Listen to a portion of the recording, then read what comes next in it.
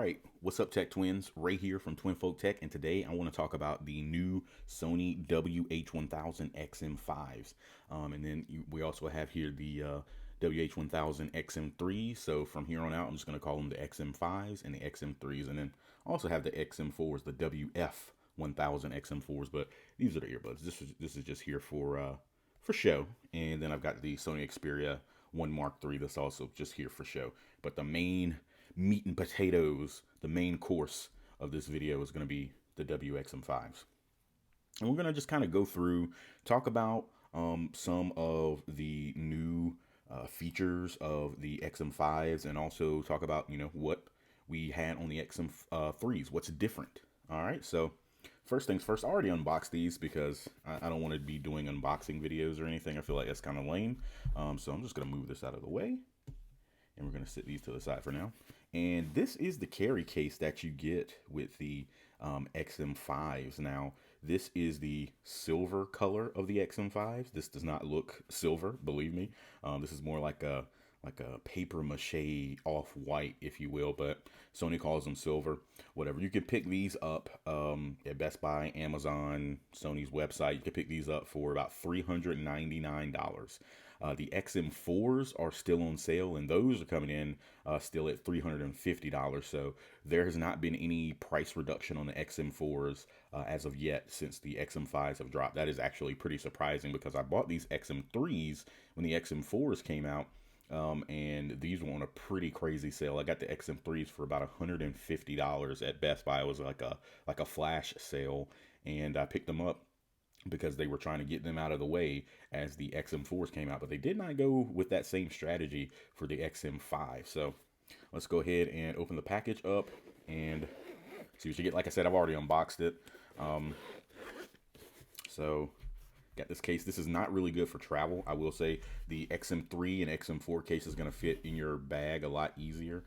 As you can see, it's going to be just a little bit smaller than this XM5 case. But anyhow, or excuse me, yeah, the XM3 case is going to be a little bit smaller than the XM5 case. Anyway, on to the main event. And voila. Here we have the Sony XM5s in all of their glory. And this is apparently the silver color Sony is calling these. And as you can see, like I said, this is more of like a paper mache off-white. The first thing that you notice about these is that they are insanely light. I mean, you're still going to have like that kind of, I guess this is leather, pleather, whatever. You're going to have that headband there. You got your nice ear cups, but this, like, everything just here feels like light as a feather. I love the new design aesthetic that they've gone with these. Now you can swivel the ear cups, but they do not fold in. And let me show you what I mean by that. So you cannot reduce the footprint on these like you can with the XM3s and XM4s. So here on the XM3s, we can actually, like, fold these in if we want to shrink in our footprint, but you cannot do that with the XM5s, and but you can do it with the XM4. So I'm gonna toss out this case real quick, or just sit it to the side for now till I need it. But yeah, so I guess I'll go ahead and pull these out for comparison. But anyway, going back to what you get in the package. So you get the headphones themselves, and then in this nice little kind of, like, I think there's like a magnet in there, in this nice little magnetic pouch. Oh, there's hair. You will get a 3.5 millimeter cable for wired listening, and then you will get your USB-C, very short USB-C cable for charging. So you got these accessories here. You got this monstrous carry case. I'm gonna set this to the side as well. And so you can see just the change in design aesthetic.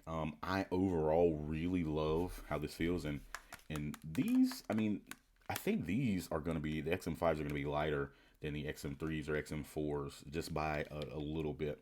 But I want to say that these, while they look more premium to my eyes, these feel more premium in terms of, like, the weight. I guess a lot of people equate premium feeling tech with a little bit of weightiness. Like, for example, like the iPhone 12 Pro or the 12 Pro Max or 13 Pro and 13 Pro Max. Like they're very, very heavy in it, and the materials that they're made out of feel extremely premium.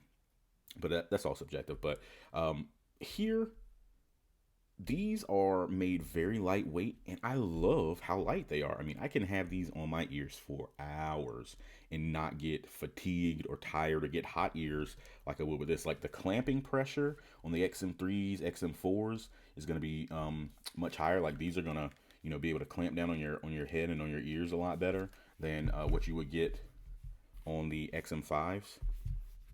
But I really like this fit. I love how the ear cup design has changed this year.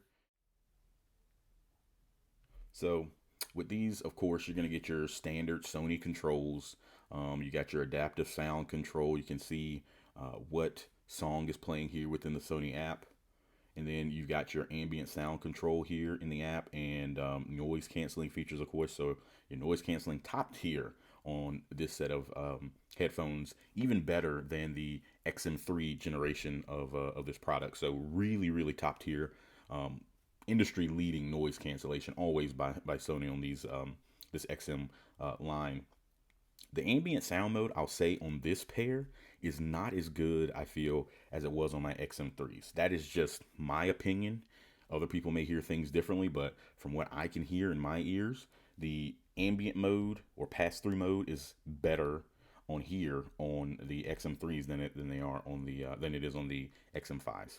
But of course, you can change your level of ambient sound, or you can turn it off. But on the ambient sound, mode here, you can turn it on to where it just focuses in on your voice, or not on your voice, but on the voices that are you will hear around you. So that's actually pretty cool. If you have that off, then it's just kind of gonna bring in all the sounds and amplify all the sounds external to you. But if you have that focus on voice, it's gonna really amplify the people around talking. Speak to chat, really cool feature. So I have that off right now because I like to sing along with my music, but Speak to Chat is a pretty great feature because it will detect when you are talking and lower the music while you're talking, and then once it has seen that you are no longer talking, it will resume whatever it is you're listening to. So you got your equalizer settings. You got just the regular flat equalizer. You got bright, excited, mellow, relaxed, vocal, treble boost, bass boost, speech, manual. And then the custom ones, you have two custom ones that you can make. My custom EQ is literally just I want to say, I can't remember. Is it the excited or is it the bright? Yes, the bright EQ, but just with a little bit more bass.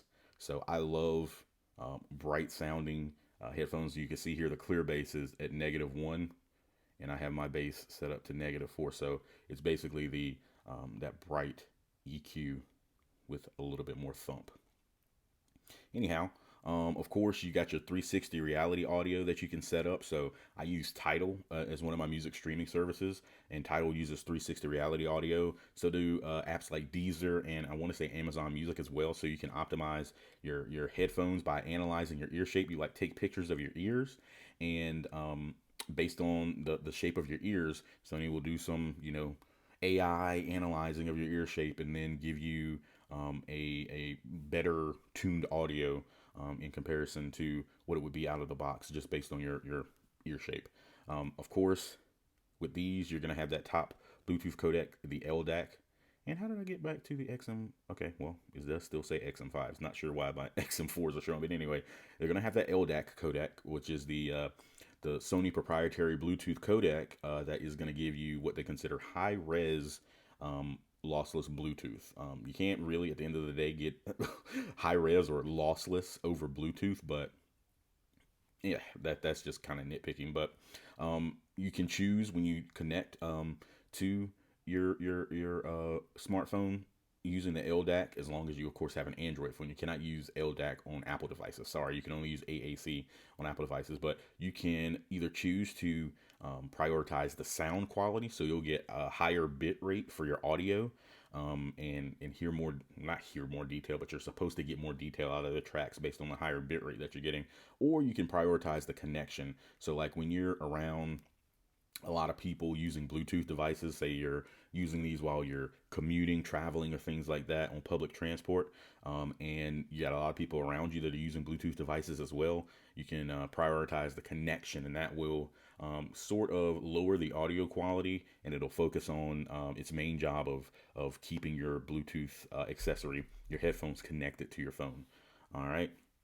Then you've got DC Extreme. So this here is basically going to help to upscale your audio. So you can listen to lower resolution tracks. Like if you have like old crappy MP3s that you ripped from YouTube videos, basically, you can turn on the DC Extreme, and that will help upscale that audio and make it sound a little bit better. Of course, you got all of your controls here. You got the ability to connect two devices at once with this. So you do have multi-point connectivity on the XM5s, but you do not get to do multi-point connectivity with the LDAC codec. If you do use the LDAC codec, then it will, or excuse me, if you do use the multi-point connectivity, it will switch your Bluetooth codec to AAC because it can't do both LDAC and multi-point connectivity at the same time.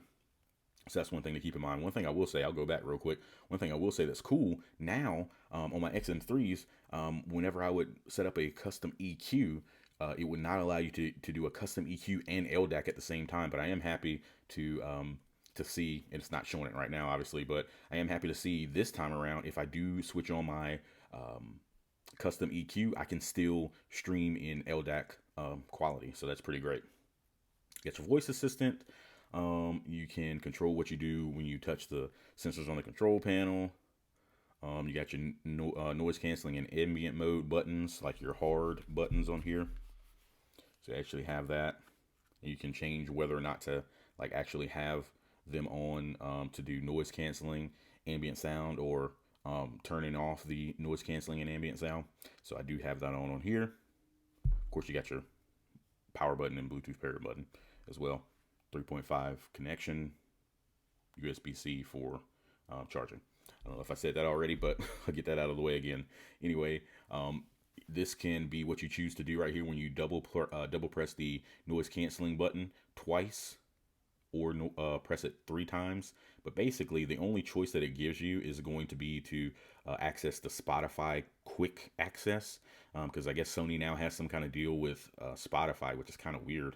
But they have a deal with Spotify, and they now allow you to summon Spotify or quickly access Spotify by tapping on the noise canceling button 2 times or 3 times in a row.